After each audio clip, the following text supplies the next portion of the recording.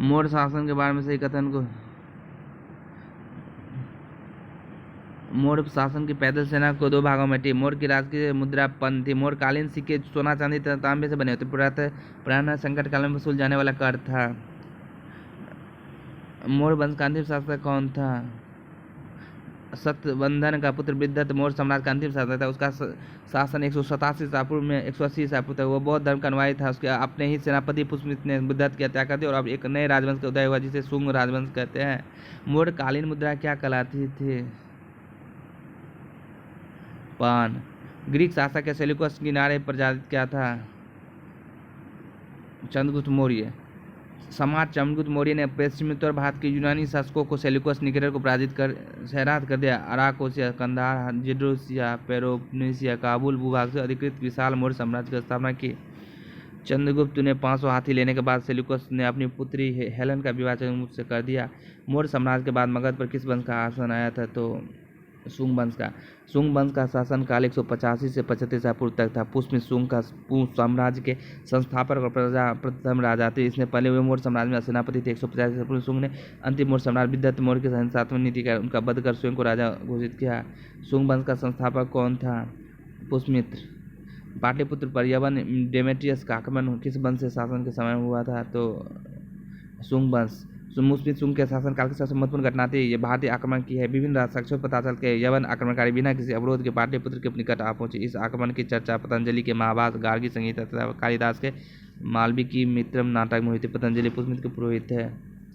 मगध पर सर्वप्रथम ब्राह्मण राज्य किसने स्थापित की थी?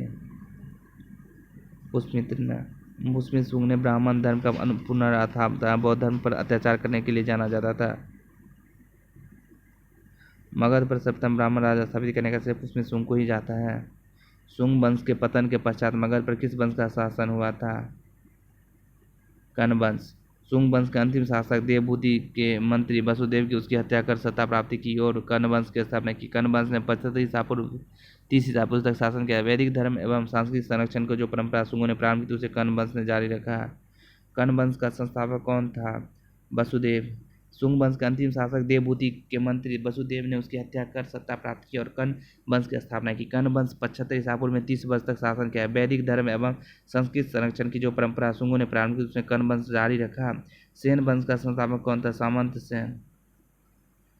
स्थापना सामंत सेन ने की थी। इस वंश का आदि पुरुष वीरसेन को माना जाता है। ये अपनी उत्पत्ति ब्रह्म क्षत्र परंपरा से मानते हैं। पाल वंश के पतन के बाद बंगाल में सेन वंश की स्थापना हुई थी।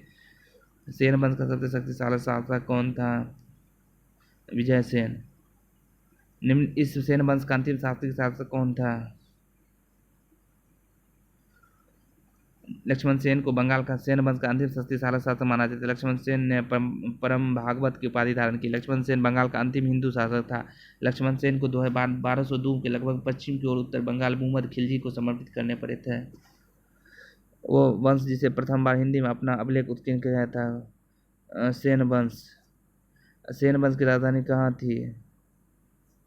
सेन राजवंश के बंगाल से इतना था। सेन वंश की राजधानी नदिया लखनौती थी। सेन वंश का संस्थापक सामंत सेन था। उत्तराधिकारी हेमंत सेन था। चूंकि 2 विकल्प है इसलिए उत्तर विकल्प ये होगा। गीत गोविंद के लेखक कौन है? जयदेव ने किसके दरबार में रहते थे? लक्ष्मण सेन के दरबार में। लक्ष्मण सेन वैष्णव धर्म का अनुयायी था और विजयसेन शैव धर्म का। विजयसेन शैव धर्म का अनुयायी था। विजयसेन ने देवपारा बृहदीश्वर मंदिर शिव की विशाल मंदिर की स्थापना की थी। 11वीं सदी के प्रारंभ में भारत पर किसने विस्तृत नेतृत्व का आक्रमण किया था? तो वो है मोहम्मद गजनी। गजनी का अंतिम आक्रमण 1027 किसके बीच था? तो जाट शासकों के बीच था। तुर्क आक्रमण का द्वितीय चरण शुरू करने वाला कौन था? मोहम्मद गोरी। अब गजनी के आक्रमण का मुख्य उद्देश्य क्या था? धन लूटना। मोहम्मद गोरी के आक्रमण का मुख्य उद्देश्य क्या था? राजनीतिक सत्ता की स्थापना करना।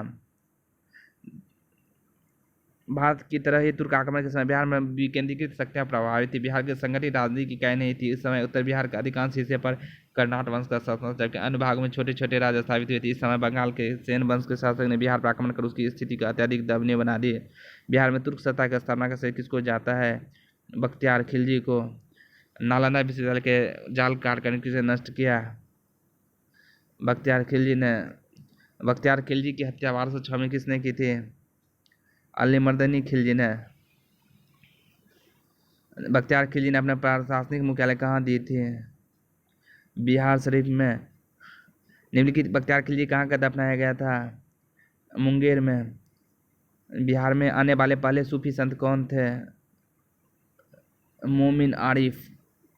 इम्तियाज अहमद की पुस्तक बिहार एक परिचय के अनुसार बिहार में आने वाले पहले सूफी संत मोमिन आरिफ थे। बिहार में महत्वपूर्ण संत मखदूम शमसुद्दीन मुनेरी किस सिलसिले से संबंधित है? फिरदौसी सिलसिला। बिहार के फिरदौसी सिलसिले के संत मखदूम शमसुद्दीन मुनेरी के आदेश की जानकारी मिलती है इनमें सभी। बिहार के प्रसिद्ध संत मखदूम शमसुद्दीन मुनेरी की मृत्यु की हुई थी मतलब बिहार शरीफ में। दरियापंथ संप्रदाय के संस्थापक दरिया साहब का जन्म हुआ था बिहार शरीफ में। The drain Avanti cigarette. Bharat में कौन सा सूफी संप्रदाय सबसे प्रसिद्ध था? सुहरावर्दी सिलसिला। किस सूफी संत ने दिल्ली के 7 सुल्तानों का शासनकाल देखा था? शेख बुरहानुद्दीन गरीब, निजामुद्दीन औलिया। निम्नलिखित सिलसिले में प्रारंभ करने का श्रेय किसको जाता है? वो है शेख बुरहानुद्दीन गरीब। सोहरावर्दी सिलसिले के संस्थापक कौन थे? तो शेख शिहाबुद्दीन सोहरावर्दी। किसे शेख उल इस्लाम की चर्च पटवारी की थी? तो वो है शेख बहादुर जनकारिया।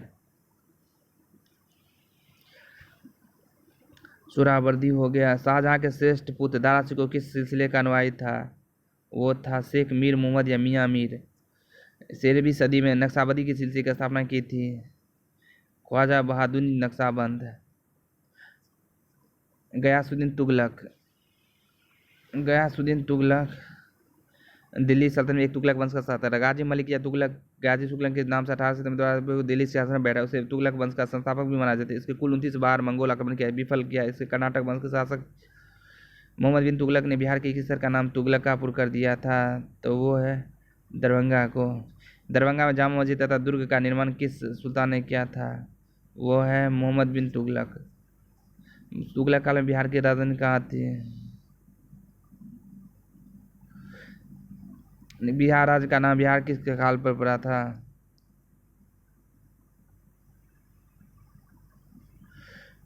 गुप्त काल में।